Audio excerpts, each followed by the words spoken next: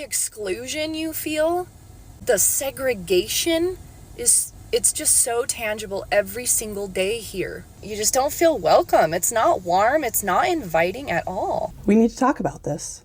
And thank you, Shai, for sharing your experience. I'm sorry you're going through that. I know some of you are going to get defensive, but I would say to you, do you really think the church is perfect? It's not. We can do better, and we should do better. I know plenty of Exmos blow a story way out of proportion. I'm looking at you, Alyssa, but I don't think this is the case here. And I know it's not always the case. One of my best friends growing up was Catholic, and they were the only Catholics in a neighborhood that was like 90% Mormon. They weren't always welcome, which is too bad because they're a great family and people really missed out. Are we standing as witnesses at all times and in all things and in all places or not? We should be the most welcoming, most pleasant people to be around. Sometimes we're not.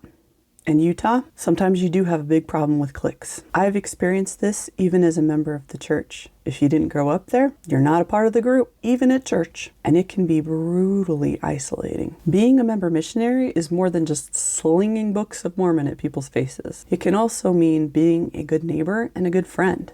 In fact, I would say that's more important than ever converting a single person. Because if that's your motivation, that's not friendship, that's manipulation. Be a good friend because that's the right thing to do. No agenda. Be the one Mormon they know that changes their minds about Mormons. Just be nice, for crying out loud. Invite your neighbors to a barbecue, to dinner, to a playground. Let your kids play with their kids. Wave hello, say hello.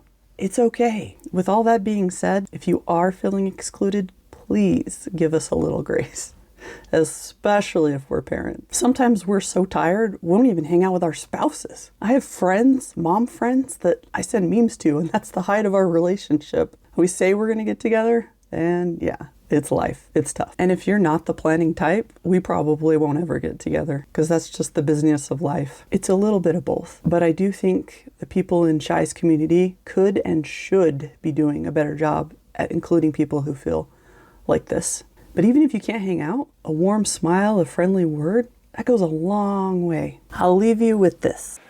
We should teach our children to be kind and considerate of everyone.